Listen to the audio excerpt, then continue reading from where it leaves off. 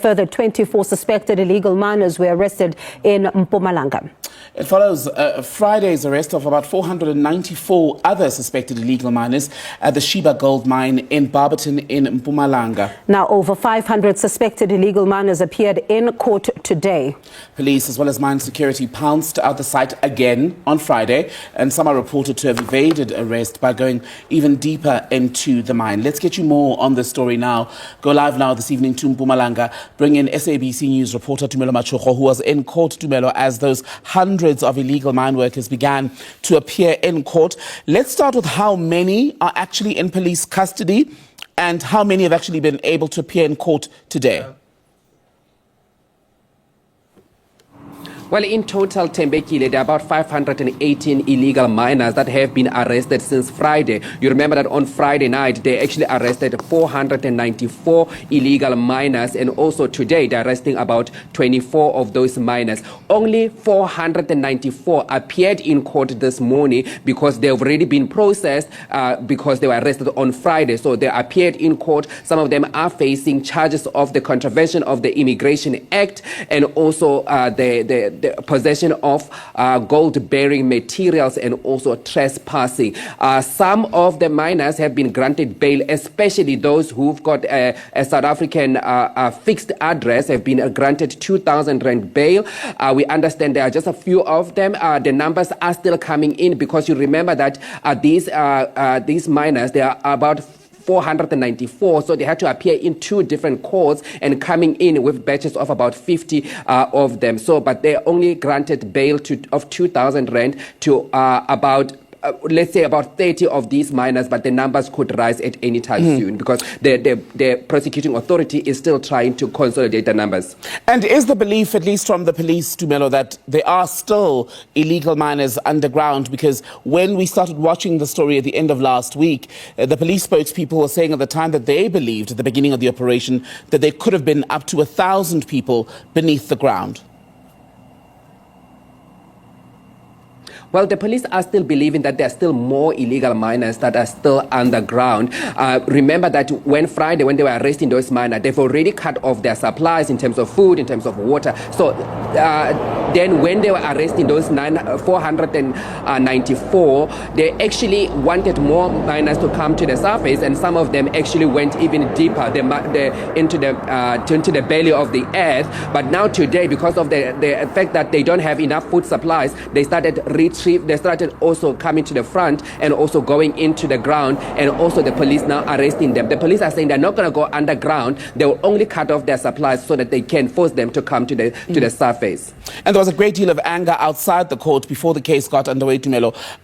Community members and women who said they were the spouses or girlfriends or partners, let me say, of some of these arrested men, saying that while they agree that it is illegal to mine in these areas without permission, ultimately they say that this is a crime driven by high levels of unemployment and poverty in the community. So maybe let's pause for a moment and talk about what more we know about the men who are currently in custody, their ages, nationalities, etc.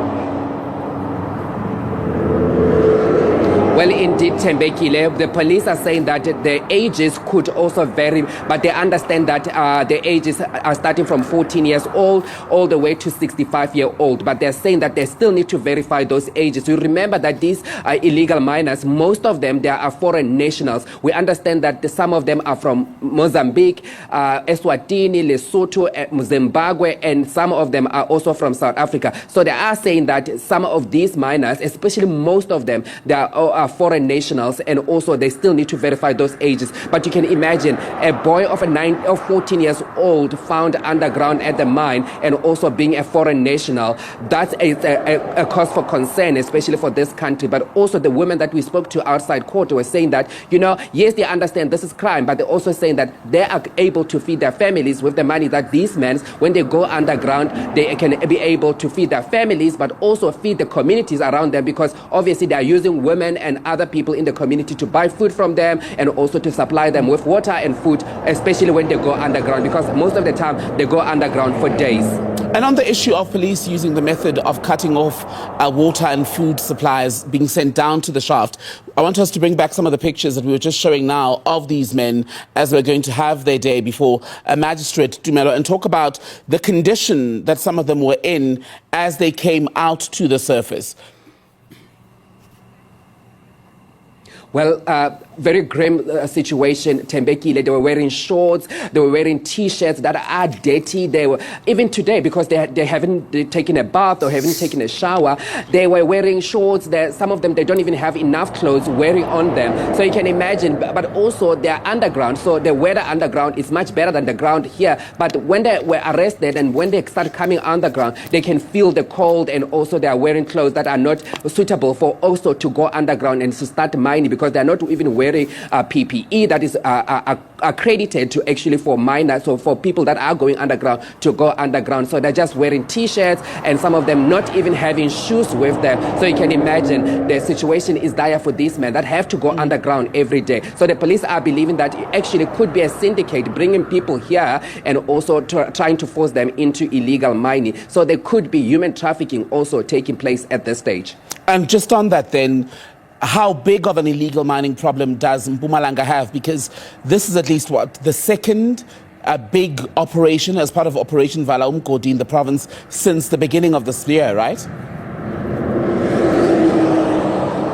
Yeah, indeed. The problem is huge, but in Barberton it's even worse, because now they go to mines that are operational. Sheba mine is still operational. Some of the mines that are owned by Barberton mines are still operational, but they still go onto this mine and start illegal mining there. Even the Barberton mines say that they had to retrench this year over 271 miners because of illegal activities that is happening at Barberton mines. But also the situation is worse in Sabi area, in Graskop, in Pilgrim's Rest, and also in Ermelo. In Pilgrim's Rest now is even driving tourists away, because that's a tourist town. They are mining so close to the village where people have to come and visit and come and buy products from the women that are selling there, the hawkers that are selling in Pilgrim's Rest. Is driving away even tourism in this province. So it is a huge concern, and also the police are arresting every week. You see the police saying that, on their statement saying that we have arrested 20, we have arrested 30 illegal miners across the province. Even today, while we are in court,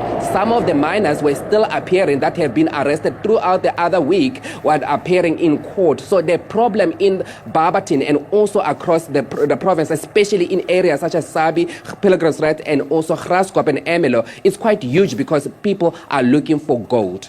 Tumelo Mashoko, SABC News reporter on the illegal mining story in Mpumalanga. For now, thank you, Tumelo.